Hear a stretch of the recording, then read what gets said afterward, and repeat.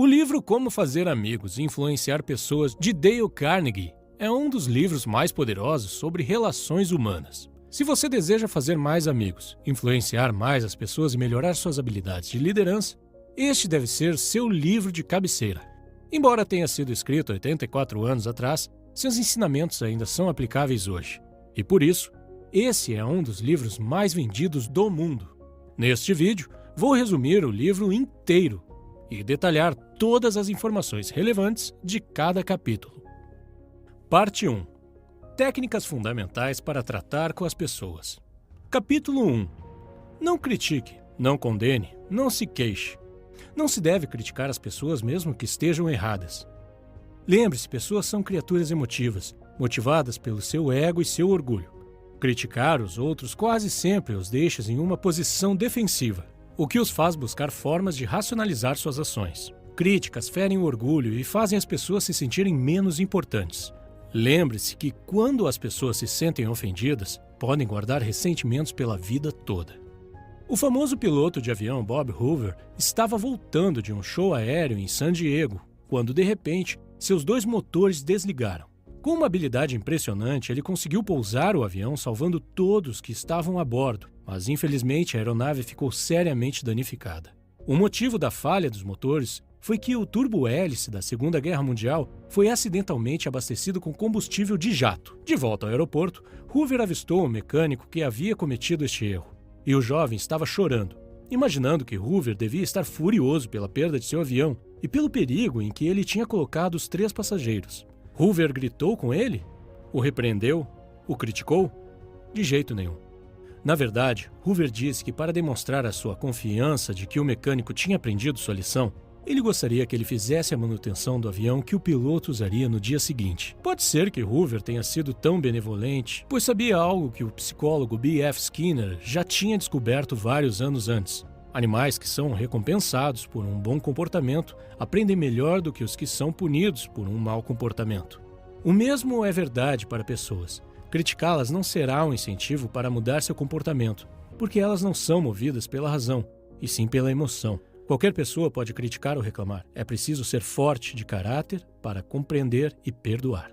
Capítulo 2. Faça elogios honestos e sinceros. Um dos fatores que mais influencia o comportamento humano é o desejo de ser apreciado pelos outros.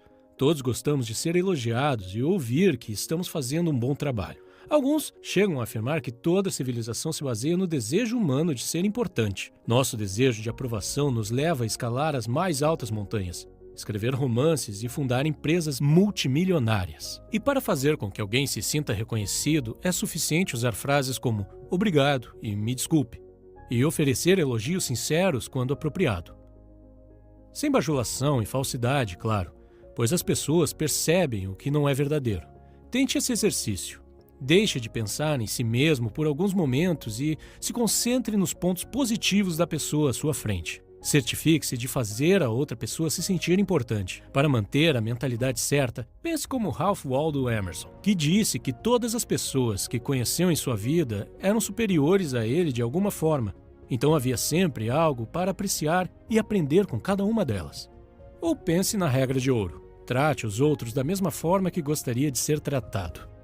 Portanto, da próxima vez que você ver um trabalhador cansado, entediado, subestimado em algum lugar, tente alegrar o dia dele com um pouco da sua admiração. Deixe pequenas fagulhas de apreciação pelo seu caminho e você ficará surpreso ao ver como as pessoas reagem positivamente quando sua necessidade de reconhecimento é suprida. Você logo se tornará alguém de quem os outros gostam e com quem gostam de trabalhar. E o melhor de tudo, você terá um impacto positivo na vida das pessoas ao seu redor. Capítulo 3. Apele aos interesses dos outros. Digamos que você gosta de chocolate. Quando você vai pescar, você não coloca um pedaço de chocolate no seu anzol. Você coloca o que o peixe quer. Uma minhoca, por exemplo. Por que com as pessoas você age de forma diferente? Claro que você está interessado no que você quer, mas ninguém mais está. Todos temos nossas vontades e interesses. A única forma de influenciar outras pessoas é falar sobre o que elas querem e mostrar a elas como conseguir. Todos sabem o que querem e se importam com o que recebem. Aproxime-se deles através disso. Antes de falar, faça uma pausa e pergunte a si mesmo: O que esta pessoa pode ganhar com o que eu vou dizer? Desafie a si mesmo a não dizer nada sobre o que você deseja. Mostre aos outros que quer ajudá-los. O mundo está cheio de pessoas focadas em si mesmas. As raras pessoas que estão dispostas a focar no outro têm uma grande vantagem. Andrew Carnegie tinha uma cunhada que sempre escrevia para seus filhos, mas nunca recebia respostas. Andrew, então, apostou com alguém que poderia conseguir fazê-los responder. Ele escreveu cartas, deixando uma observação ao final que estava mandando também uma nota de $5, mas não incluiu dinheiro nos envelopes. Sem dúvida, dessa forma, ele obteve as respostas. Seus sobrinhos agradeciam a ele por escrever e perguntavam onde estava o dinheiro. Parte 2. 6 maneiras de fazer as pessoas gostarem de você. Capítulo 1. Se interesse sinceramente pelas outras pessoas. Uma pergunta fácil. Quem são os maiores conquistadores de amigos do mundo, universalmente amados pela maior parte das pessoas? Você acertou se respondeu que são os cães. Eles estão sempre felizes em te ver e parecem acreditar que você é a parte mais importante do mundo deles. Mostrar interesse pelas pessoas faz com que elas se sintam importantes. Todos gostamos de pessoas que nos admiram. As pessoas não estão interessadas em você ou em mim. Eles estão preocupados consigo mesmos. Todos os dias, por toda a vida. Quando você vê uma foto sua com seus amigos, para quem você olha primeiro?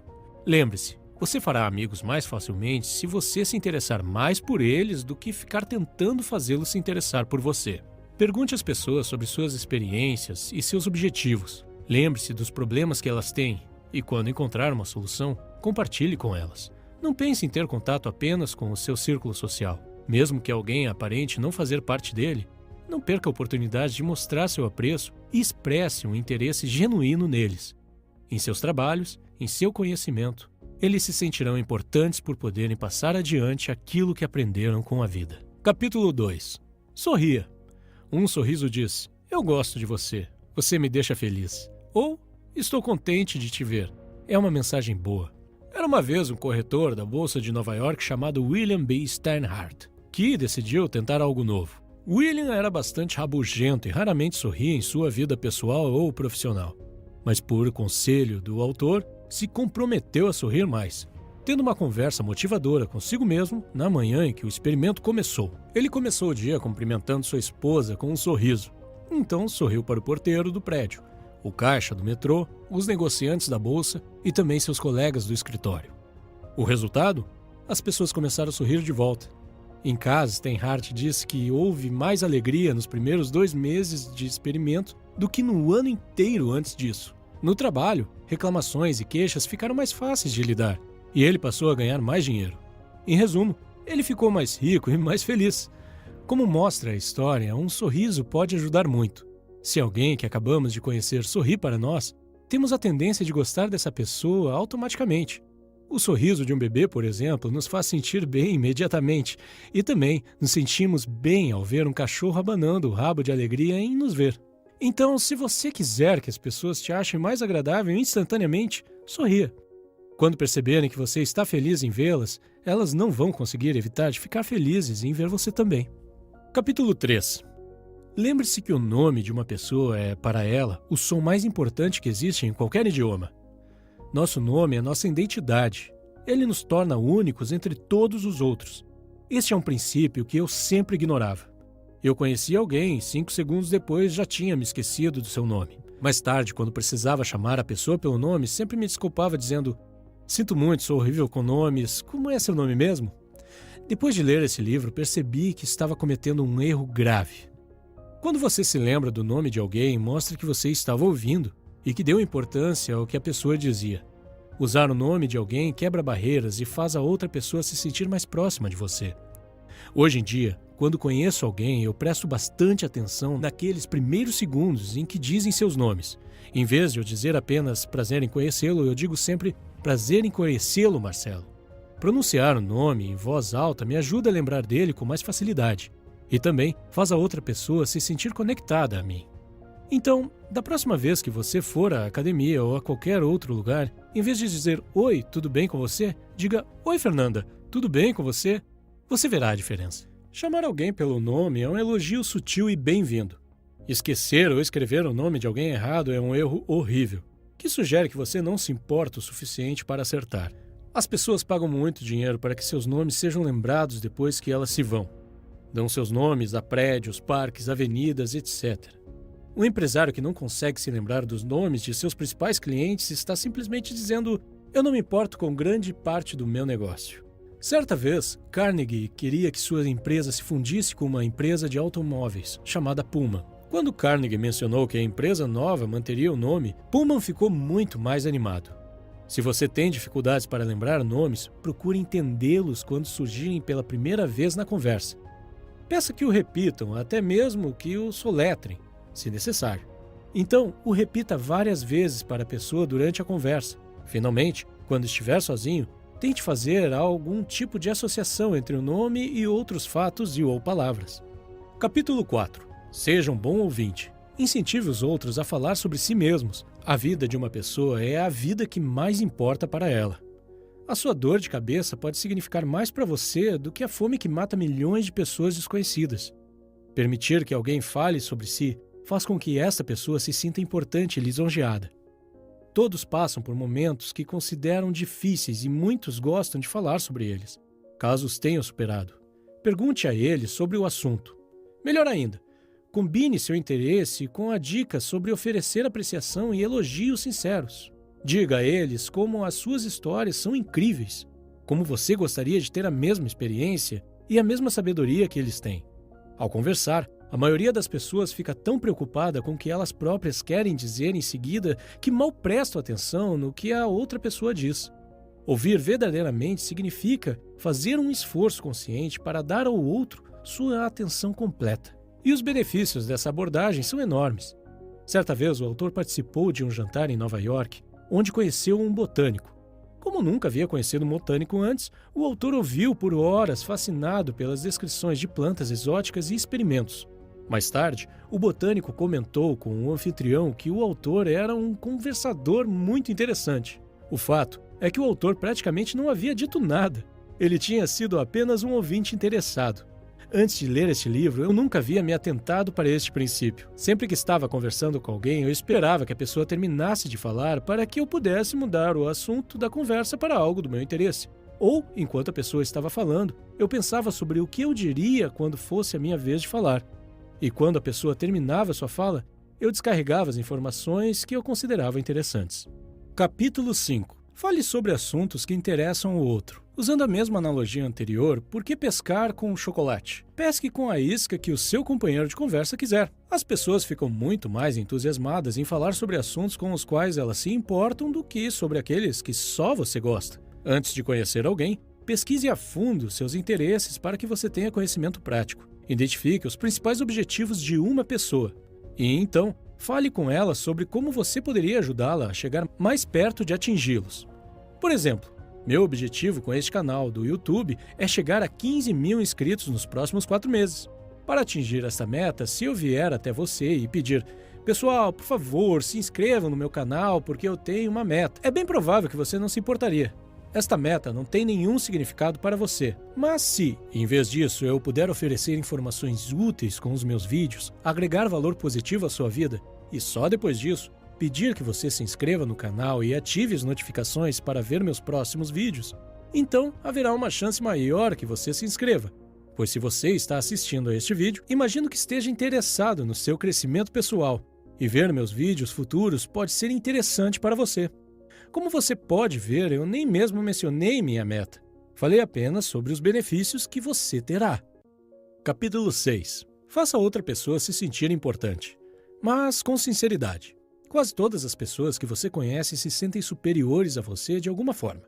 Deixe-os perceber de forma sutil que você vê a importância deles. Inversamente, evite fazer coisas que rebaixem o outro e o façam sentir-se diminuído ou sem importância.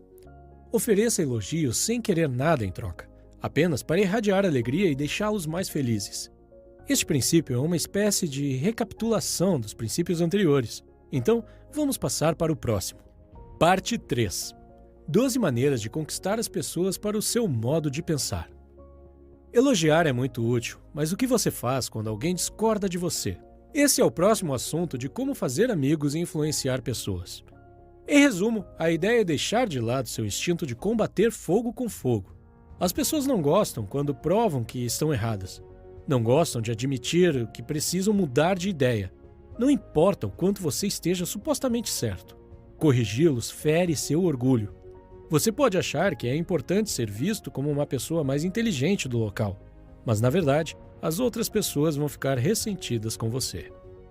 Capítulo 1. O melhor modo de vencer uma discussão é evitá-la. Discutir com a outra pessoa não faz muito sentido. Se você perder, você perde a discussão. Se você vencer, a outra pessoa ficará ressentida por ter tido o orgulho ferido. Então, você ainda não a terá conquistado de verdade.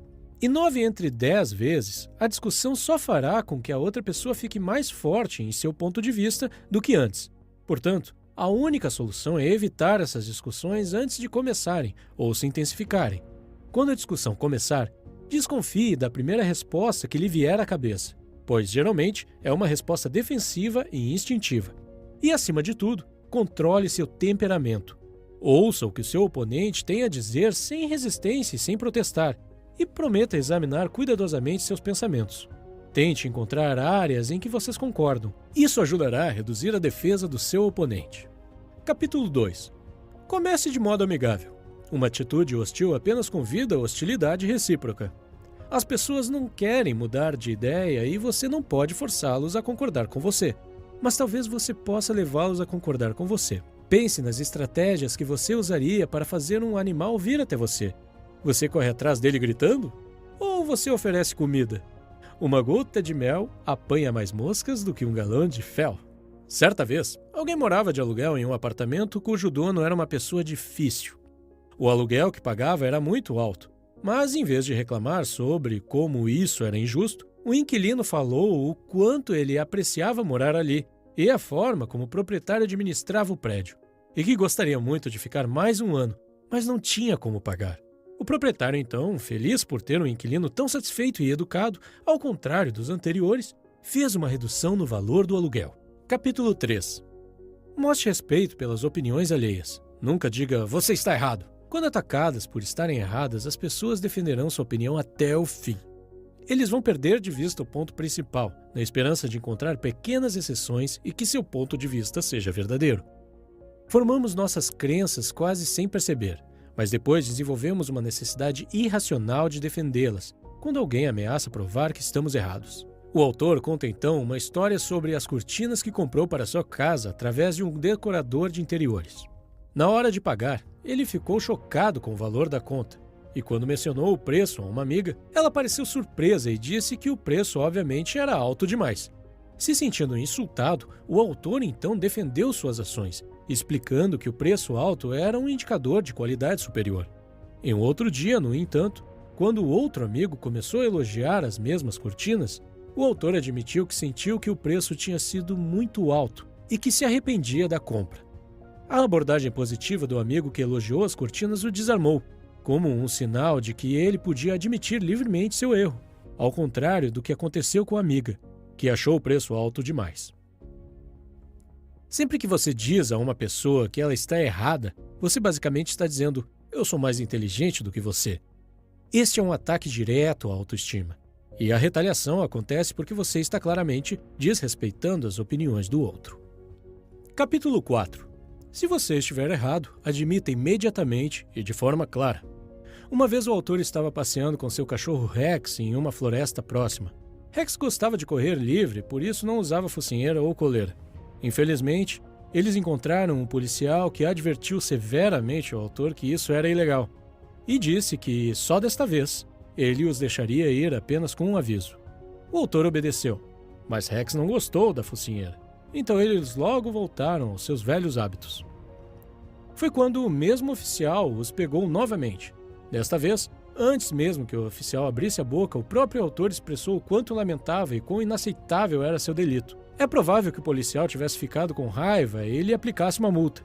Mas graças à admissão inicial de culpa, ele fez o oposto. O policial começou a argumentar que o cachorrinho realmente não estava machucando ninguém. Aceitou as desculpas de Carnegie e deixou que Rex continuasse livre em seu caminho. Admitir seu erro ajuda porque a outra pessoa geralmente está tentando se sentir importante ao criticar você. Mas assim que você admite sua culpa, a situação muda completamente.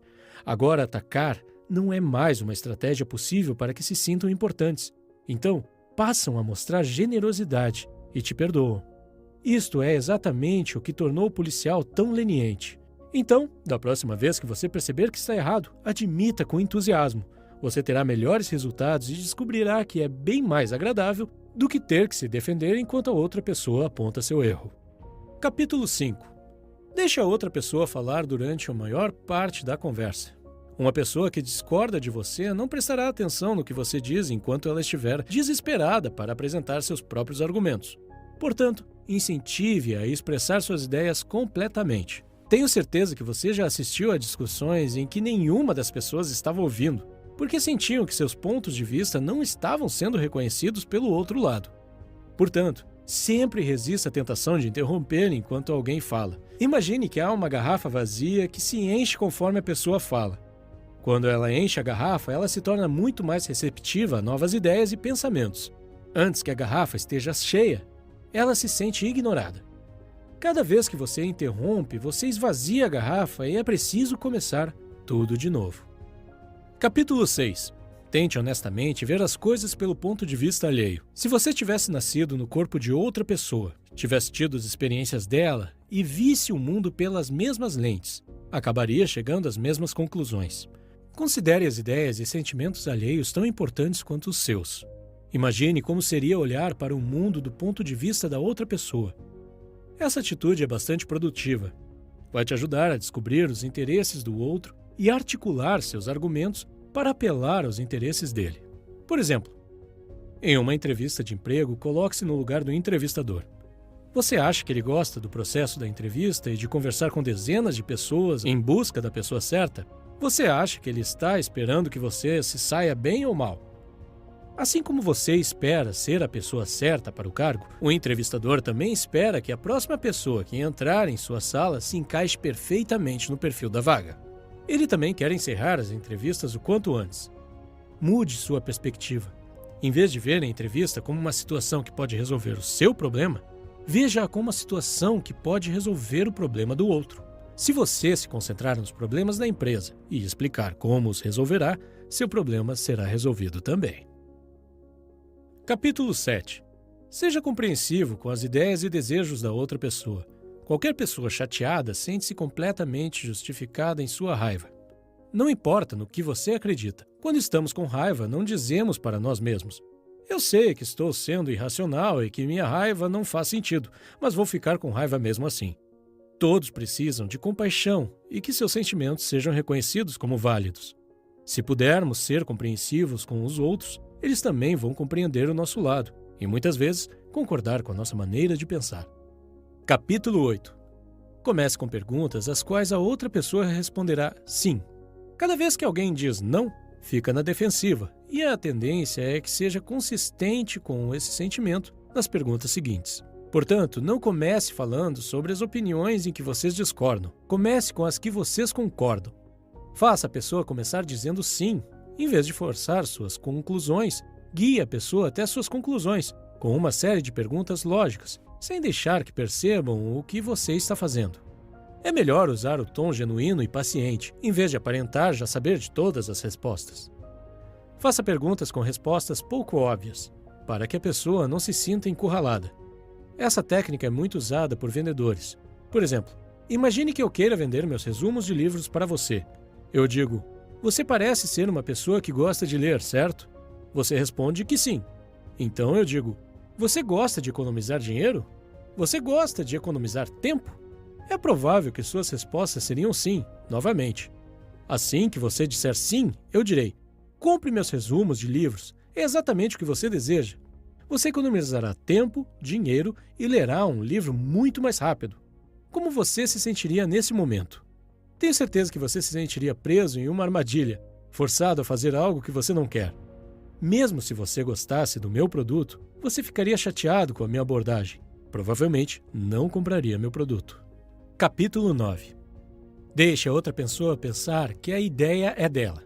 As pessoas gostam mais de suas próprias ideias do que das ideias dos outros.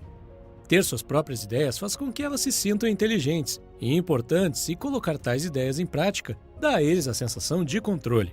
Por exemplo, certa vez eu estava negociando com um homem bastante difícil que não gostava de se comprometer. Depois de um tempo, percebi que seria muito difícil chegar a um acordo. Então, decidi aplicar essa tática e disse: "Você sabe mais sobre esse assunto do que eu. Você é o especialista, então eu quero ver sua opinião. Como podemos chegar a um acordo?" Ele parou por um momento e então começou a me dar conselhos e opções. Sua abordagem mudou de oponente para mentor. Depois de ouvir todas as suas opções, escolhi uma delas e decidi implementá-la. Como foi ele quem deu a opção, ele ficou muito mais engajado e interessado em implementá-la com sucesso. Capítulo 10. Apele para os motivos mais nobres. Uma pessoa geralmente tem 2 motivos para fazer algo. Um que parece ser o motivo certo e um motivo verdadeiro. Esqueça o verdadeiro.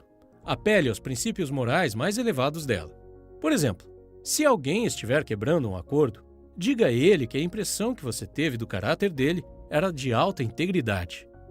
Dê a ele um tempo para pensar e diga que se ele quiser tomar essa atitude mesmo assim, então você vai aceitar e admitir que seu julgamento de caráter estava errado, mas que você ainda acredita que ele é um homem de palavra e não vai quebrar o acordo. De forma geral, nós humanos queremos ser considerados nobres e honestos. Capítulo 11. Dramatize suas ideias. A atenção das pessoas está mais escassa do que nunca. Encontre maneiras de capturá-la sem ser artificial. Simplesmente declarar uma verdade não é suficiente. Torne essa verdade vívida, interessante e dramática. Encontre uma maneira de representar visualmente o que está em jogo. Um vendedor de caixa registradora observou que a fila no caixa da loja estava muito lenta. Então ele disse ao proprietário que ele estava perdendo centavos com cada um dos seus clientes. Ele jogou moedas no chão para ilustrar o que queria dizer. Imagine como esta estratégia seria eficaz se ele continuasse fazendo isso repetidamente para ilustrar o dinheiro perdido a cada cliente. Steve Jobs ficou famoso ao apresentar o iPod com a frase 1000 músicas no seu bolso, em vez de mencionar gigas de armazenamento. Aqui estão algumas táticas para aplicar este princípio. Forneça uma analogia visual. Mostre objetos para ilustrar tamanho, velocidade e custo. Diga o valor da oportunidade em dinheiro. Por exemplo, sua empresa estará perdendo uma Ferrari por dia enquanto não corrigir esse problema. Eu gosto dessa tática e já usei muito no passado. Por exemplo, quando estava terminando meu estágio, tive que fazer uma apresentação final sobre os resultados. No total, éramos cerca de 25 alunos, e a minha apresentação foi uma das mais interessantes. O motivo é que não falei das tarefas entediantes que fazia no Excel. Eu simplesmente comecei dizendo que meu estágio economizou $1.300 para a empresa. Assim que eu disse isso, todos os gerentes da plateia começaram a me ouvir com mais atenção e fizeram muitas perguntas no final. Para ser sincero, fiz as mesmas coisas chatas que os outros estagiários. Diria que fiz ainda menos que eles. A única diferença é que calculei o número de horas que passei trabalhando e depois converti em dólares. Por se tratar de um estágio não remunerado, pude facilmente dizer que economizei dinheiro para a empresa, pois se algum outro colaborador tivesse feito o mesmo trabalho, a empresa teria que pagá-lo. Capítulo 12. Lance o desafio. Quando a motivação não funcionar, organize uma competição. Competições fazem as pessoas se engajarem porque elas não querem ficar em segundo lugar. O desejo por excelência é um motivador fundamental do comportamento. Por exemplo, se uma pessoa não tiver certeza se quer fazer um projeto do qual você deseja que ela participe, questione sutilmente sua força. Eu não te culpo por estar com medo, é um trabalho difícil. É preciso ser uma pessoa muito habilidosa para dar conta do trabalho. Parte 4. A parte final deste livro fala sobre como modificar as pessoas sem as ofender ou provocar ressentimentos. Capítulo 1. Comece com um elogio e uma apreciação sincera. É sempre mais fácil ouvir coisas desagradáveis depois de ouvir elogios sobre nossos pontos positivos. Sem elogios, a situação fica pesada demais. Ao elogiar, evite ser formal. É uma situação normal no mundo corporativo. Ouvir alguns elogios formais, em seguida uma grande crítica e no final, pequenos elogios novamente. Isso é conhecido como sanduíche de merda. Em vez disso, Sempre ofereça elogios sinceros e pontuais sobre itens específicos, em vez de generalizar. É ainda mais eficaz quando a pessoa sabe que você não está feliz com o trabalho e veio até você para reclamar. Nesta situação, se você puder oferecer apreciação sincera, será uma grande surpresa e tornará a pessoa mais receptiva ao seu feedback. Capítulo 2. Chame atenção para os erros alheios apenas de forma indireta. Evite ataques diretos. As pessoas normalmente sabem o que fizeram de errado. Chamar a atenção explicitamente cria resistência. Aqui estão 2 táticas que você pode usar. Em primeiro lugar, depois do seu elogio sincero, não diga mas, e sim e. Talvez você já tenha ouvido antes que tudo o que vem depois de mas não conta. Aqui estão 2 exemplos para você comparar. Você fez um excelente trabalho e se esforçou bastante, mas poderia ter evitado esses erros descuidados. Versus, você fez um excelente trabalho e se esforçou bastante, e se você fizer uma lista, vai melhorar sua taxa de precisão. Essa última abordagem evita o sentimento negativo de fracasso. Segunda tática: se uma tarefa estiver deixando de ser feita, faça você mesmo e mostre o trabalho para a pessoa. Por exemplo, John Wanamaker viu um cliente sendo ignorado no balcão de vendas enquanto os vendedores conversavam no canto. Ele mesmo atendeu a mulher e, em seguida, entregou a compra para que os vendedores embalassem. Capítulo 3. Fale de seus próprios erros antes de criticar os das outras pessoas. Admitir seus próprios erros mostra que você reconhece que a tarefa é difícil e que os erros da pessoa são compreensíveis. Carnegie diz que se você deseja trazer as pessoas para a sua forma de pensar, sempre fale sobre seus próprios erros antes de criticar a outra pessoa. Nunca diga "você está fazendo isso do jeito errado" ou "você não deveria fazer isso". Essa abordagem apenas deixaria a pessoa na defensiva e ela tentaria provar que estava certa com todas as explicações possíveis. Primeiro, fale sobre seus próprios erros. Diga a eles como você se sentiu quando estava no lugar deles e como você estava errado. Por exemplo, eu costumava contratar alunos para o programa de estágio de uma empresa onde trabalhei há vários anos.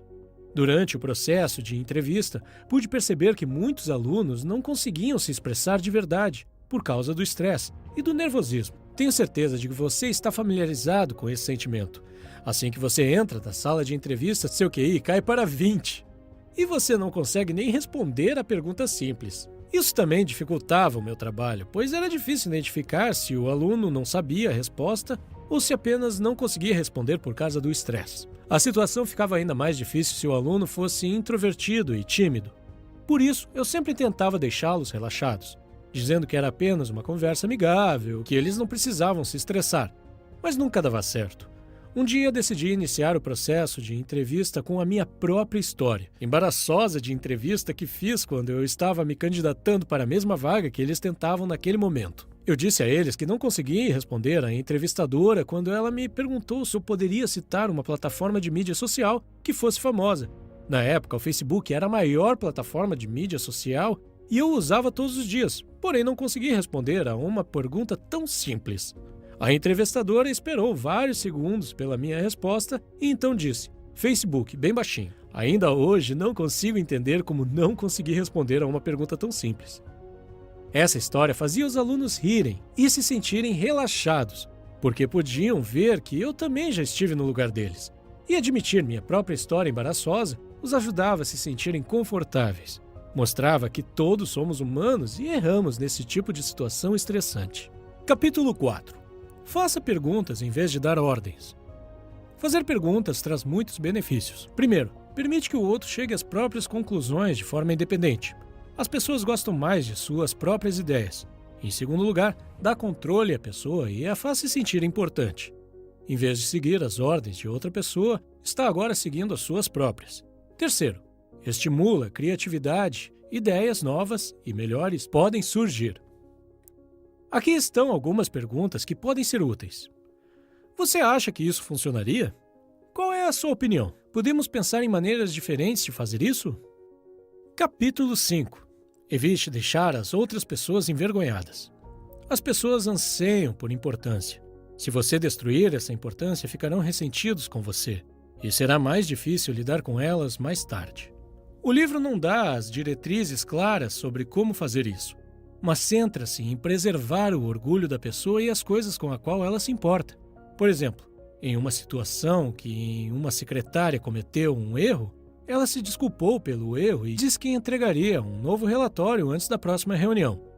Em vez de criticar seu descuido, o gerente agradeceu seu trabalho. Disse que não era um erro incomum para um novo projeto. Expressou sua fé no trabalho dela e disse que sabia que ela havia feito o seu melhor. Capítulo 6. Elogie até mesmo os progressos pequenos, e cada novo progresso também. Elogiar cada avanço inspira outra pessoa a continuar melhorando. Mais uma vez, tenha em mente que as pessoas desejam ser importantes, e elogiá-las as deixa querendo mais. Eu acredito no poder dessa tática porque eu a vi funcionar em minha própria experiência. Isso me transformou de uma pessoa tímida e pouco comunicativa em um líder de equipe que administrava 25 pessoas e fazia apresentações para centenas de pessoas. Se você quiser aplicar essa tática, ofereça elogios específicos. Destaque uma realização específica, em vez de fazer comentários lisonjeiros gerais. Lembro de quando comecei no meu segundo emprego. Muitos dos meus colegas do escritório me alertaram para ter cuidado com um dos funcionários indianos. Disseram que ele era preguiçoso, respondia aos e-mails com atraso e que a qualidade do seu trabalho não era boa. Vários de meus colegas até reclamaram com o gerente dele, mas isso não adiantou. Assim que comecei a trabalhar com ele, pude ver que meus colegas estavam certos, mas em vez de me concentrar em seus erros, decidi aplicar o princípio de Carnegie e me concentrar em pequenas coisas positivas e elogiá-lo por elas. Sempre que via um pequeno trabalho bem feito da parte dele, mesmo que pequeno, o elogiava por esse trabalho específico e, às vezes, adicionava no e-mail de seu gerente para que ele recebesse uma cópia. O número de trabalhos bem feitos começou a aumentar e, depois de 7 semanas, ele era uma pessoa completamente diferente.